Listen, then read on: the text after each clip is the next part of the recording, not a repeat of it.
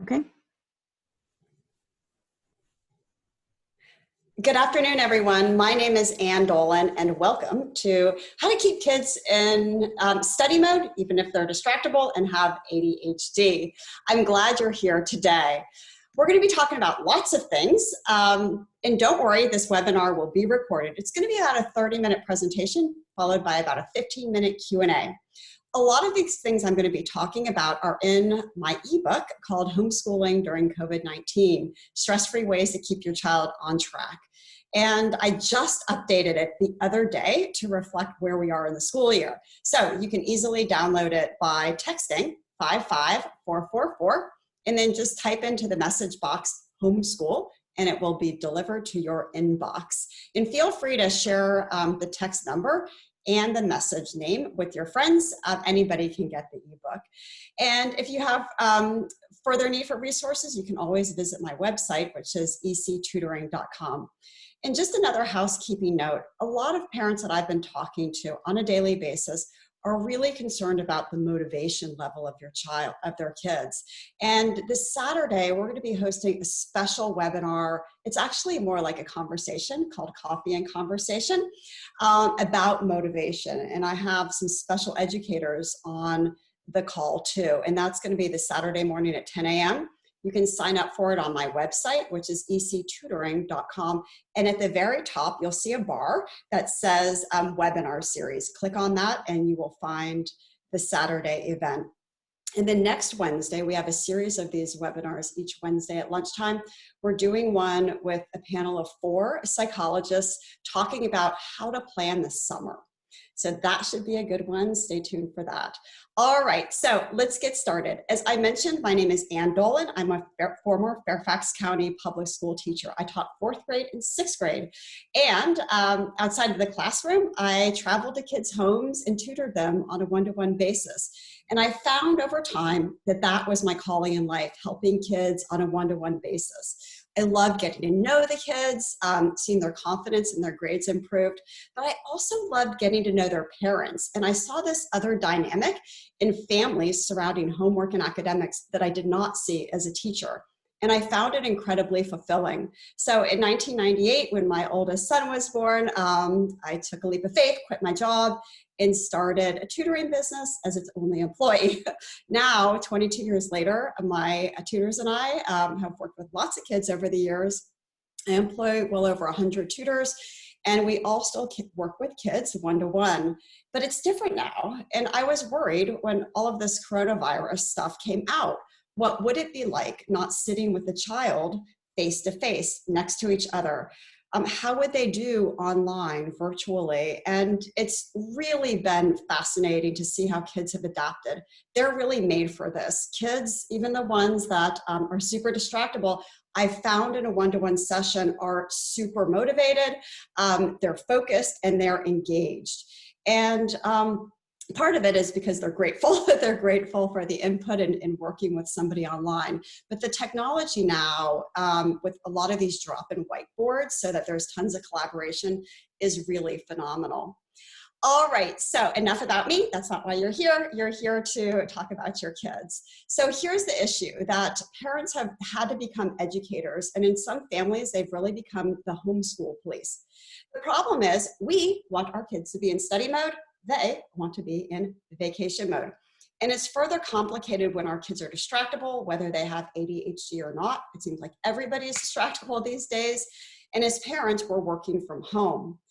Coupled by the fact that motivation tends to wane at this time of the year anyways, but it's just exacerbated by the fact of where we are, and kids are having to learn from home. So what do we do about it? You know, even though it's late in the year and it's May, there is still something to a schedule. Schedules help kids, or routines, I should say. When kids have a routine, they know what to expect. So for example, if they know that they generally have to get up at about the same time every day, they're less likely to push back when you ask them to get up and out of bed, or to eat lunch, or to go to bed at night. And we have routines during the school year, but we also need to have some type of routine right now too. It does help kids to create a framework. So I call these the framework fives. These are the ones that we want to do with our kids now. And that's a general time to get up and out of bed, even if it's 10 o'clock. It doesn't matter. There's a routine to it. A time for breakfast, lunch, dinner, and then just like the school year, a time for bedtime. Now, as parents, we can go about this a couple of different ways. We could have a super rigid schedule, or we could say, you know what, enough with that. I tried that in the beginning. It's May, that doesn't work anymore. All I need is some semblance of a routine. And that's a great idea right now. So a rigid schedule would be, all right, you're going to do math from 9 to 10, take a break from 10 to 10:15, and you're going to do reading, young lady, from 10:15 to 11:15. That can work if your child is like you. If you're super organized, you love to-do lists, and you like increments and specific bouts of time, and your child is like that, it can work.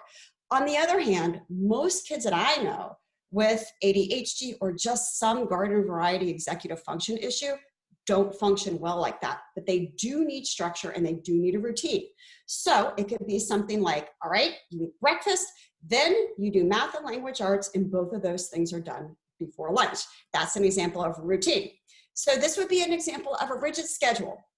I would argue this doesn't work so much anymore. So if you're continuing to try this and getting lots of pushback from your kids, it may be that, you know what, you need to try something different just because everybody's motivation is waning. So here's an example of what something different could look like, more of like a flexible structure or routine. There's a time to get up out of bed, take a shower, have breakfast. Language arts and math are in the morning. I'm going to talk more about that, of taking that big block of time and breaking it down. Maybe there's lunch and then perhaps DEAR time. And DEAR stands for drop everything and read. So no screens, just everybody's reading. And in the afternoon, it's kind of get outside, have some free time, dinner and bedtime.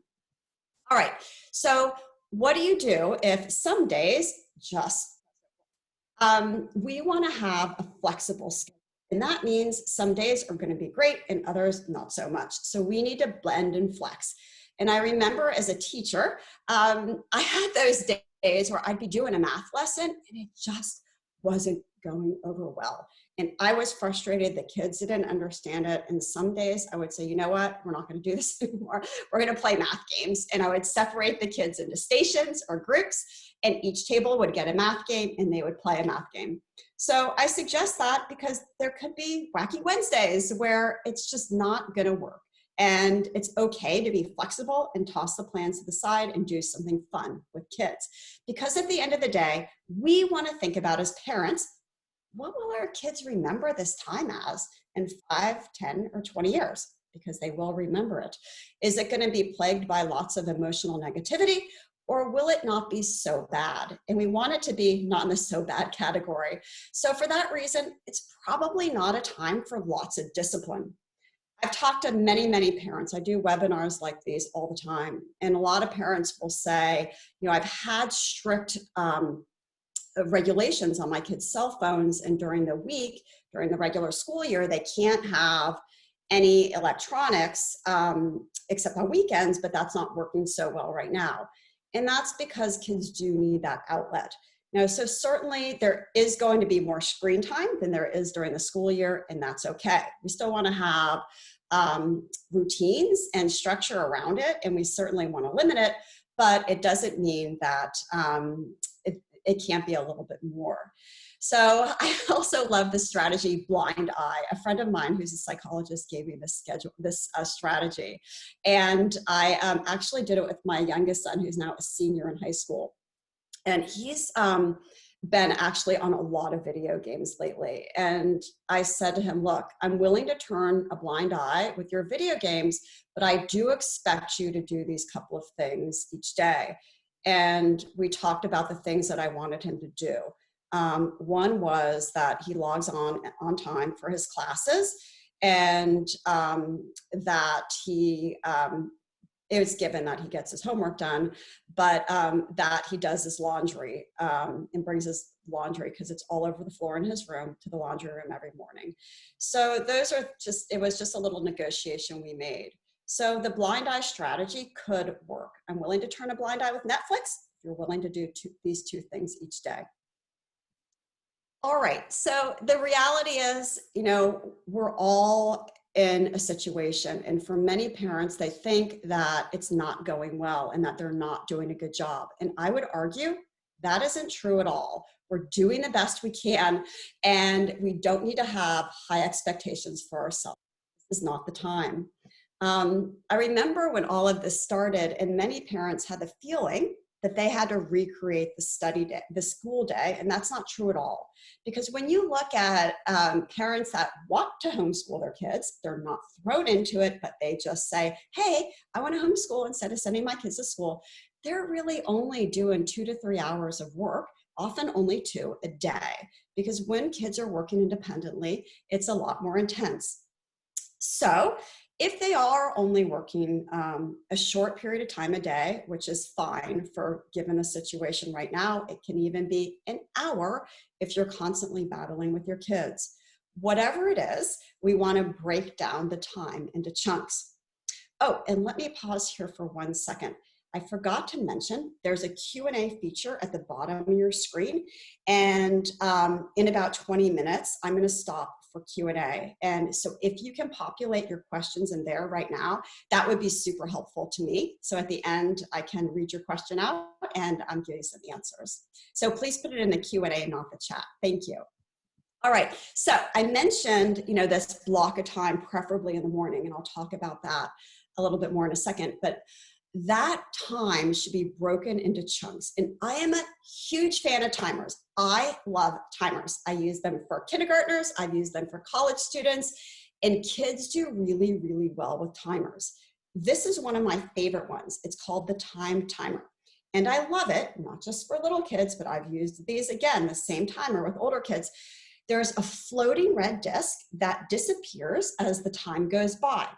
So for kids that don't have a strong sense of time, which is very true of kids with ADHD and not great executive functioning skills, this is kind of like a visual way to understand elapsed time. So you can use timers a couple of ways. You can use them to overcome procrastination. Let's say that your child doesn't want to start something. And the reason he doesn't want to start something is because the thing that you want him to start, which is usually math or science or reading, seems big, overwhelming, and not that much fun. So when a student is on Instagram and they're just scrolling through pictures, it's easy, it's fun, and it's passive. But when you say you need to start the math, you're going from something easy, fun, and passive to hard, difficult, and kind of overwhelming. So your brain says, no, don't do that hard thing, stay with the easy thing. That's because your brain hates change. So we have to trick our brains into thinking that the thing we want to do isn't so hard after all. So this is a strategy my tutors are trained to use with their students that they work with visually. We want to give kids strategies, and we practice them over and over with the kids so they're able to do them independently. But this is a really important strategy, because if you have this in your back pocket when you're younger, you can use it again when you're older, even in college. So you set the timer for a very short amount of time if you can't motivate yourself to get started. I call this the 5 minutes of fury, or the tolerable 10. Anybody can tolerate anything for just 10 minutes. And you say to yourself, I'm going to work as best I can, as hard as I can, and focus as much as I can just for 10 minutes. And then I can take a break or keep on going. Chances are kids can keep on going. So timers can help us get started. Timers can also give us a defined period of which to do work.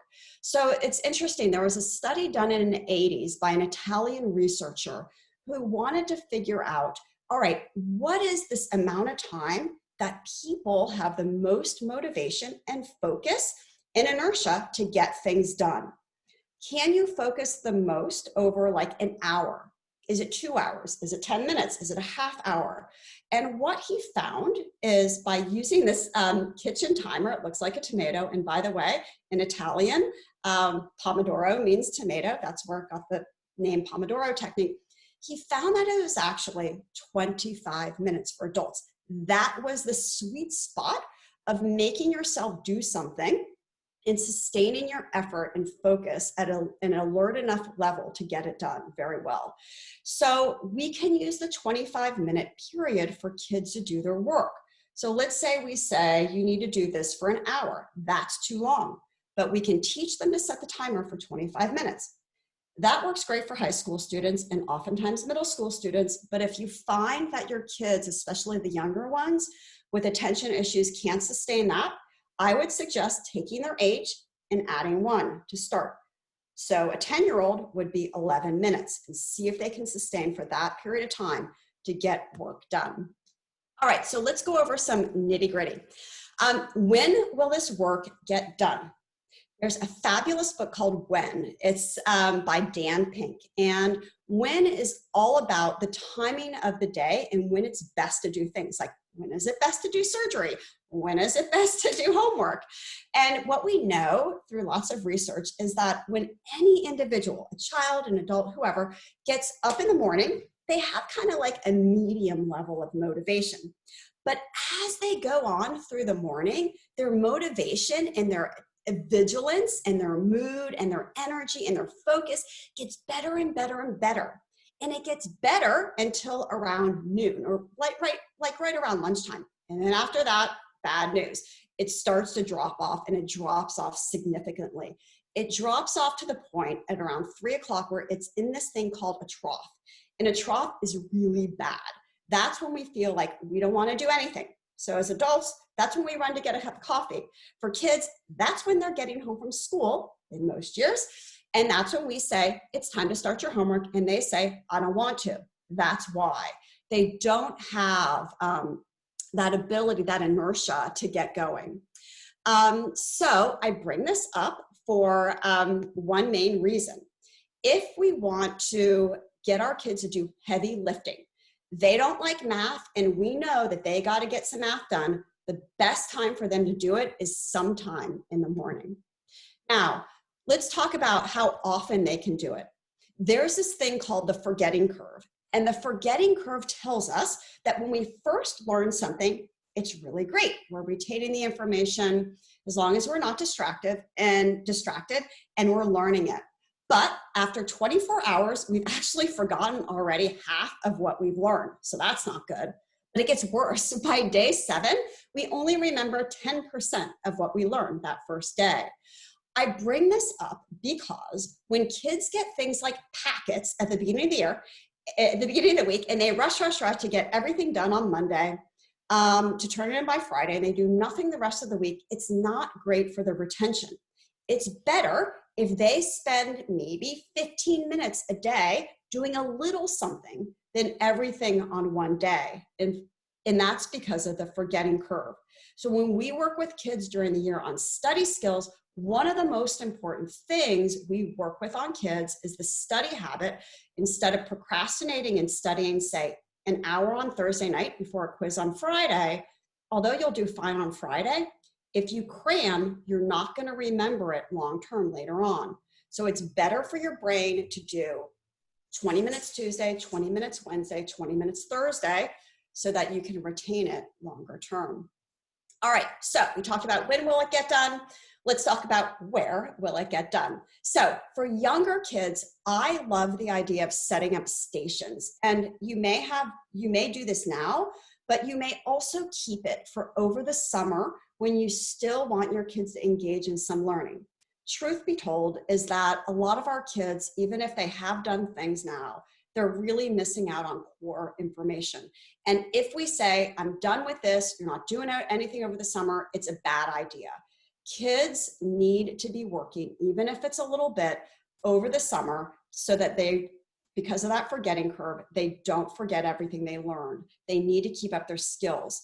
In fact, summers are one of the greatest contributors to the achievement gap in young urban kids. When they come to kindergarten, they're already a year behind. And then every summer when they do nothing, they get 3 months behind more. 3 months, 3 months, 3 months. You add that up over time, and that's what's bad. So for our kids, we don't want that to happen. We want our kids to be learning, and we don't want them to take that summer slide. So for young kids, you might set up stations like Montessori school for younger kids, where you might have them collect all their reading books. They have like a little library, a reading station. Maybe they have their math materials in one place. They have a math station. Maybe they have a puzzle station. They could have an arts and crafts station. It doesn't really matter. but the main points, they could have a science experiment station, is that they have places to do their work. Now for older kids, that might seem juvenile. So for them, just having one other place besides their bedroom, preferably in a public area, like downstairs, where you can kind of keep an eye out, can be helpful. So I mentioned having stations, and I mentioned an art station, and I am a huge fan of foldables. When I was a teacher, I was a freak about foldables. I had my kids, I was actually a learning disabilities teacher. Now they call it a special education teacher. But I had my students do foldables all the time, because when they were reluctant, they didn't want to learn something, do something, I take out foldables and they were all over it. So we do foldables with the students we work with all the time, even through Zoom, and they love them, and it really contributes well to their learning. So you can see it's just a way of organizing material in a fun arts way. Here's two foldables one of our tutors did. The top left one is a science one, and on the right, it's math. The student had to learn the properties of exponents.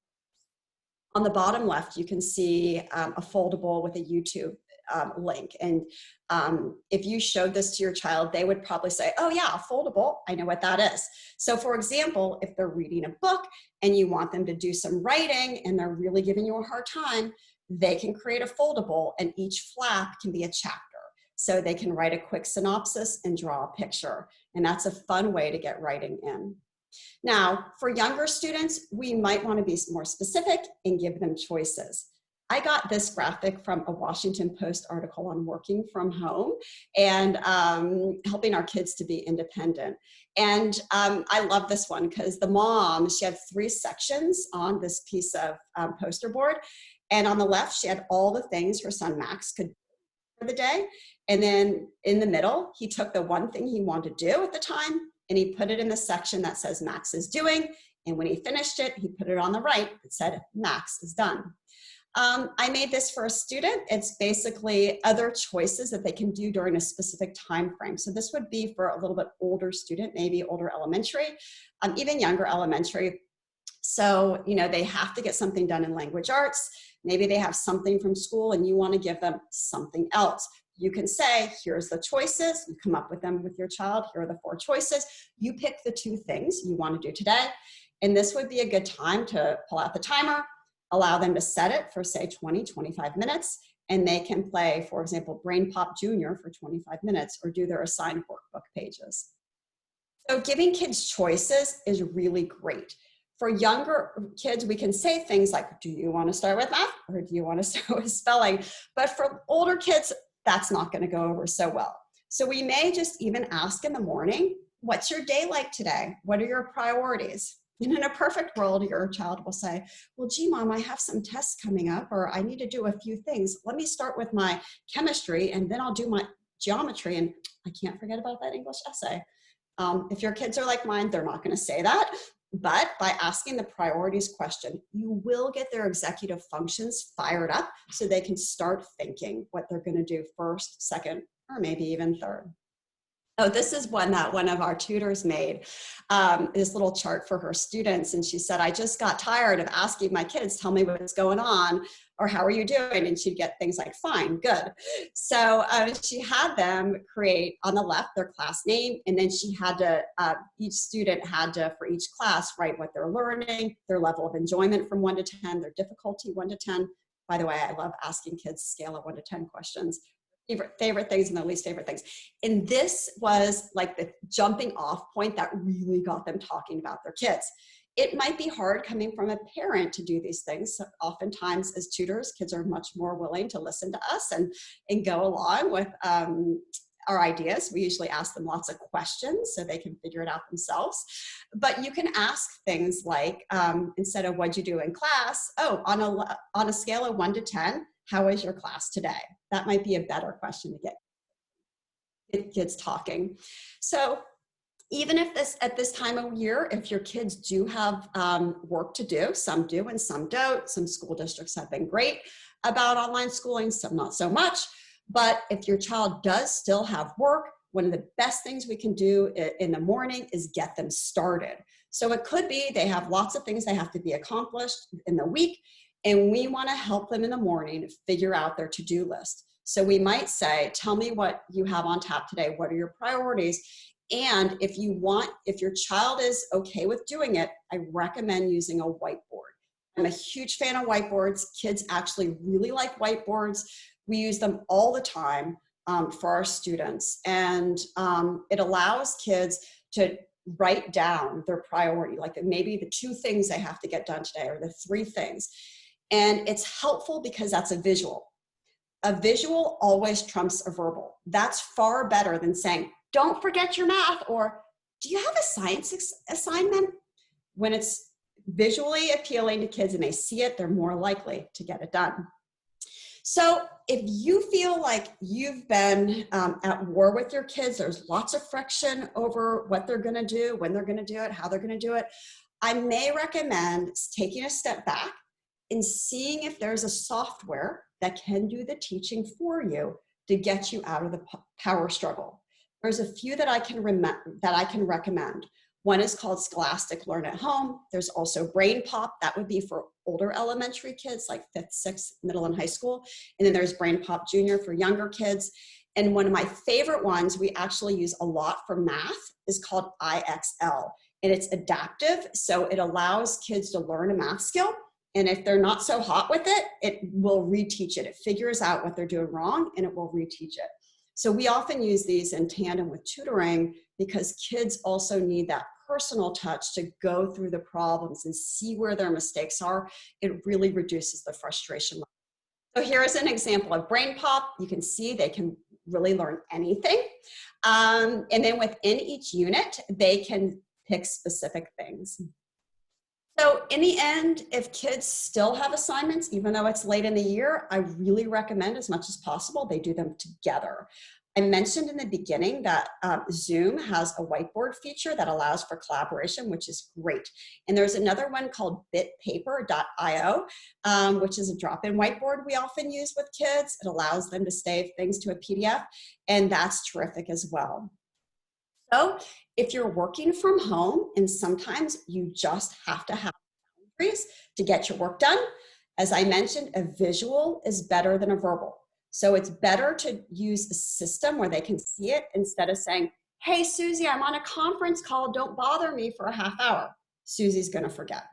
So I call this the red, green, yellow light system. The idea is if you can't be disturbed, you're on that conference call, you use red as the sign that you can't be disturbed. Yellow is if you really, really need me, come in, but I'm doing something important. And then green is open door. So if you have a dedicated office, you could take colored pieces of construction paper and put them on the outside of the door. If you have a table, it could be that you have 3 colors of Sharpie markers and you put one to the side so they can see your availability, or cups. That can work too. And you might have to practice how this works with your kids. Now, if you have the luxury of having another parent at home, just like middle and high schoolers have block scheduling, you can do block scheduling with the other person in your house. I've got the kids from 8:30 to 10. I'm the go-to parent. You've got it from 10 to 11:30. So, and then lastly, I just want to bring up a couple of things that might help your kids if you're dealing with lots of distractions, and many kids are. These are a couple of apps that can help. The first one is called Forest. It's actually an app for your phone, and it allows kids to set a timer basically for the amount of time that they don't want to go down the rabbit hole of checking text messages or being on Instagram or Snapchat. So they click on the Forest app and a tree pops up and starts to grow. And you can also set a time. So you can see, for the example, this one's 25 minutes. And during that 25 minutes, the little outer band will move. And during that time, if you go to Snapchat, the app will give you a warning. It's time to get back to focus. But if you don't, the tree will wither and die. And nobody wants that, because ultimately you want to sustain your focus for 25 minutes. So a tree is planted in your forest, and then it will ask you if you want to go again. There's also a lot of tools for kids that feel distracted online, which is super common. If they are interested in controlling it on their own, this one is for Mac. It's called Self-Control. There's another one called Stay Focused, which is a Chrome extension, because kids know which websites are really distracting to them. So it might be that they're on YouTube a lot, or maybe it's Netflix. So they can blacklist certain websites for a period of time, say 25 minutes, and that will allow them to focus on their work for that time. And then this is another one. It's more of a productivity tool called Rescue Time. And that one not only allows you to, this one allows you to see where you're spending your time, which is often helpful. So this isn't something you want to go behind your child's back and put it on their computer and say, see what you're doing. This would instead be for the child who wants to be a little bit more focused and is willing to see where they're spending their time at the end of the day or at the end of the week. So I'd love to do Q&A right now. Again, if you would like the ebook that I just updated yesterday, just all you have to do is text 55444, type in the message homeschool, and it will be emailed to you and you can download it there. All right, so let me dig into some Q&A. I like the blind eye thing, but what if your child does not meet the 2 expectations for the day? We often end up in a spiral of her not meeting the expectation and not being allowed to do things. Then it becomes punitive. But then if we keep lowering the expectations, there's very little that needs to be done. We end up in an argument. All right, that's a great question. What I would do is probably start out with lower expectations from the get-go, but I'd have a conversation with her and I'd make an appointment. So often what happens when we have conversations with kids over these types of things, we do it in the moment. So they didn't live up to expectations, and we say things like, you know what, Emily, I've really had it with you. All you had to do were these 2 things and you didn't get that done. And then Emily's like, well, and then it just goes back and forth. So a better approach could be to say, Emily, can we talk about this tonight at 7:30? Does that work for you? So you're setting an appointment where everybody's kind of a little bit calmer, a little bit more rational, and able to talk about it. And there's probably going to be a negotiation. You may want to use the words I've noticed instead of you, because you often puts kids on the defense. You are not following through. So I noticed that when we talk about things that you're going to do, they don't always happen. Tell me a little bit about that. And all you're doing is having a conversation starting with the words I've noticed. So it often takes the tension out of the conversation. All right, any advice for parents who want to use timers to help build that time awareness for kids and they are opposed to being timed? Yes. So this question comes up a lot when kids are feeling super anxious. And I've worked with a lot of kids over the years where their anxiety is intense, and you put a timer in front of them and they just freeze up. They don't like it at all. And I would say if that's the case with your child, don't push it. Don't worry about the timer. It's not a big deal. Instead, what I do is buy your child a watch. There's actually a lot of research that shows when kids see analog clocks, not digital, analog, and they have a watch, they have a far better sense of time than if they don't. So I might, if your child has a homework area, put a regular clock, an analog clock there. I might get them a watch. You might put a regular clock, like the old-fashioned alarm clock type of things, in their room. Anything you can get for kids to start telling time, getting a sense of the hand moving and elapsed time will really be helpful. Okay, let's see. Mom says, my 12-year-old kiddo has ADHD and severe anxiety disorder. He avoids schoolwork at all costs and does not work independently. He did only 1 assignment last week and now he's behind. Any advice for helping him to get out of this hole without triggering anxiety attacks? So I might do a couple things. One is I might email the teacher, and say, it sounds like Jimmy has all these assignments to do. Are any of these optional? Because it could be at this point, if the list is long of all the things he has to do, he's going to continue to push back because it feels overwhelming. And a lot of times kids procrastinate, not because they don't want to do the work, but because they feel overwhelmed and quite frankly, they're underprepared. So if we can dial back that expectation, maybe he only has to do 2 of the assignments or 3 of the assignments. And then if you're able, I would outsource it. I would ask the teacher, would you be available to help him get started on this for 15 minutes? If it's somebody else, it's going to be a lot more powerful than you. Or this is what we do with kids all the time. It's our role. We are more like accountability coaches. We'll help them prioritize what they have to do. We'll help them kind of create their little to-do list. And then we talk to them about what is heavy on your heart, what feels overwhelming and hard for you, and then we'll work on that assignment with them to get them over the hump. So somebody else, if it's not you or another adult that maybe there's friction, may have better luck at it. So I dial back the expectations, reduce the load, and see if there's somebody else you can outsource it to. How do you handle when your child gets defensive when you ask them very basic questions about school? Our child hates talking about what she's learning in school, what's on tap in the schedule, reporting back to us. She gets frustrated and anxious whenever we talk about it. So it is hard to help get her work done on time. I completely understand. And sometimes if the relationship has been filled with tension, and now we're all of a sudden changing our approach. And I've seen this a lot with the families I've worked with. The parent it will be a difficult relationship, and the parent will try to shift strategies and ask more questions. The child is kind of like, what's up with you? Why are you asking me that now? And so their defenses may go up. And if that's the case, I would probably dial it back a little bit, and I wouldn't much worry about asking lots of questions.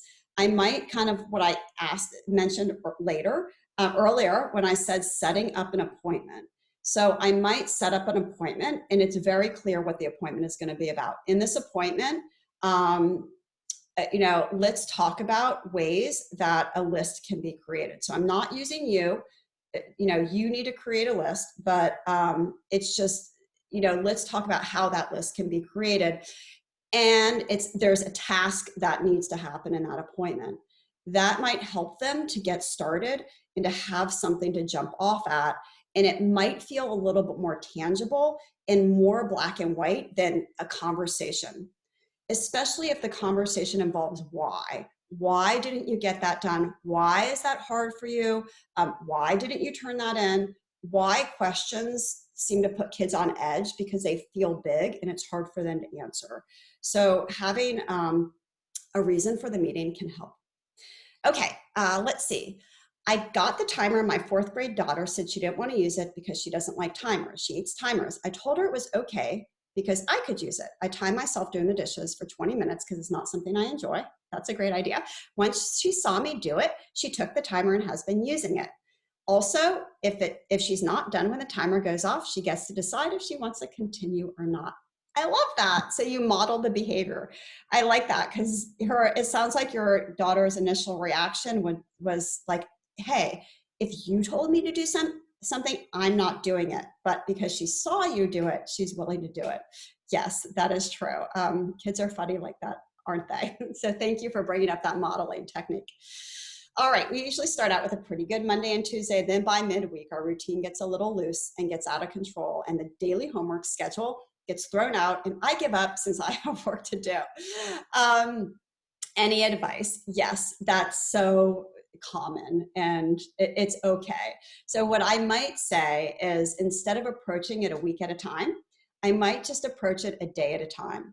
And that means that each morning you could set aside time, because everybody's freshest in the morning, to sit down with your kids and ask them, what is it that they're going to get done? What will you do? So basically there's 2 questions. What will you do and when will you do it? So they have a little task list, or kind of like their marching orders, or what they're responsible for during the day. If the mornings don't work, I might suggest doing it the night before and talking about what the next day is going to look like. But any pre-planning we can do with our kids really helps them be a little bit more independent. They know what to expect, and they're less likely to push back. Okay, let's see. This parent asked, any guidance for kids who are getting all the work done, but they just want to sleep or be on the screen? They don't have any interest in doing any outdoor exercises. Do I let it go? It's not important to her, but it's very important to me. And she says, I'm getting what I need done, but her mental health is suffering from a lack of balance. I think it's still important. And it could be that, even though there is a give and take, and she sounds like she's doing a good job in school, she's getting her work done, she thinks that she's fulfilling her duty on her end, but you're also thinking of the mental health part. And I might just have that conversation with her again by making an appointment and saying, I've noticed. And I would do things like say, let's go on a walk together. You can listen to your music and I'm going to listen to my podcast. So you don't even have to be talking to her because she may not want to talk to you at that time. I know sometimes my kids are like that, but at least you're both getting out, you're doing your own things, and you're doing something together. So I would recommend going in that direction where it isn't negotiable that she gets out of the house, but that she has some input into it. Do you think it's helpful to have them do a daily activity log? Valeria, can you be more specific? I'm not sure you mean a daily activity log for their work or for their activities. So let me know. All right, let's see. Timers make my daughter anxious when they're visible, but not when they're not visible. So it works better if they don't see the timer. That's interesting because there are timers, even the time timer has one that isn't audible. So when it goes off, you just hear it. Let's see, my daughter seems to be okay with making lists and schedules and even kind of likes it, but she doesn't end up following the schedules or she loses the list. Okay, yes. Oh, I found that actually with a lot of girls, especially girls that love color coding. I've seen so many kids be freaks about color coding, and they spend all their effort and time color coding things to help with studying, but they don't actually end up doing the studying. It's kind of almost like an avoidance mechanism in a way. So Nicole, can you go back to that question really quick? Or I can see it and answered. So I think you said, what do you do if she doesn't get all of those things done? And I think, as I mentioned, that's probably an avoidance mechanism, doing all of these fancy to-do lists because it's taking time away from actually doing the work. So I might encourage her to use a whiteboard, I also use, and a lot of our tutors use this method. One of the tutors, I was actually talking to her the other day, she has in each session, she has her kids, and this is an executive functioning technique that our executive functioning coaches use. We work on goal setting. So I don't know if you've ever seen them. They're like those really big Post-it note pieces of paper, and they're sticky on the top, and you can put them on walls or anywhere. So they're these big pieces of paper that the kids put on the wall, and that's where they put their goals that they're working on for the week so they can see them. So for your daughter, I may ask her, would it be okay if you just put the top two things on this whiteboard or on this big sticky note sheet? That way, she's a little bit more responsible. She's not taking all the time for these extensive to-do lists, but instead, she is spending time actually focused on what she needs to get done. So it was great to talk to you all. We're just about out of time. Again, I'm going to record this. I'm going to send it to you. Feel free to send it along. One mom asked, can we forward this to other parents? And that's absolutely fine. Again, Saturday, we're talking about motivation. And next week on Wednesday, we're talking about planning for the summer. And again, if you want the ebook, text 55444 and type in homeschool and it will be delivered to you. My name is Ann Dolan. It was a pleasure to talk to you today. Thank you so much. I wish you all the very best for the remainder of the school year and have a great day. Bye-bye.